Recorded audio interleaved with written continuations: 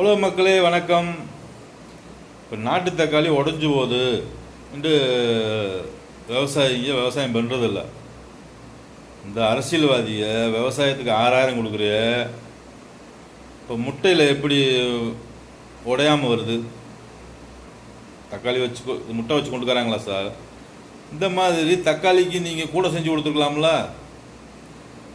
அரசுக்கு அறிவு இருந்தால் இந்தா விவசாயம் அழியக்கூடாது, ஒரு விவசாயிக்கு இந்தா தக்காளி கூட.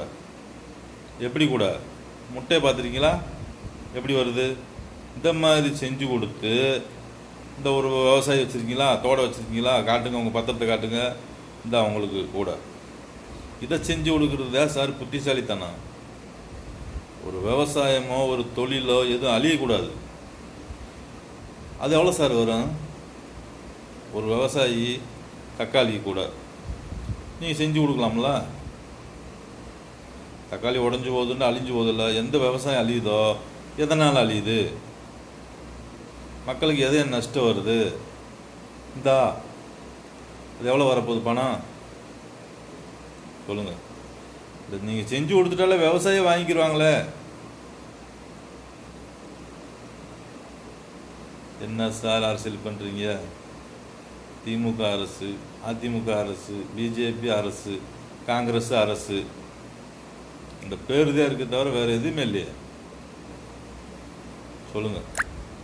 இப்போ அரசு மருத்துவமனை மோடிஜி 5 லட்சம் கொடுக்குறோம்ன்றாரு. இந்த நோய் வந்துட்டா அரசு மருத்துவமனையில் டாக்டர் பூரா ஒரிஜினலாக இல்லை எருமாடு மேய்ச்சிட்டு வந்தாங்களாம். ஏன் அந்த டாக்டர் மேலே உங்களுக்கு நம்பிக்கை இல்லை? அப்போ உங்களது இல்லைல்ல, அரசு மருத்துவமனை உங்கள் கண்ட்ரோல் இல்லைல்ல. அப்புறம் எதுக்கு வேறு வெட்டி பந்தா பண்ணுறீங்க? நான் அரசு மருத்துவமனை என் கண்ட்ரோலில் இருக்குது, ரேஷன் கடை என் கண்ட்ரோலில் இருக்குன்ட்டு சொல்லுங்கள். நீங்கள் காசு கொடுக்குறது தான் உங்கள் கண்ட்ரோல், மற்றது பூரா உங்கள் கண்ட்ரோல் இல்லைல்ல. ரேஷன் கடை உங்கள் கண்ட்ரோல்லே இருக்குது சொல்லுங்கள். மருத்துவமனை உங்கள் கண்ட்ரோல்லே இருக்குது.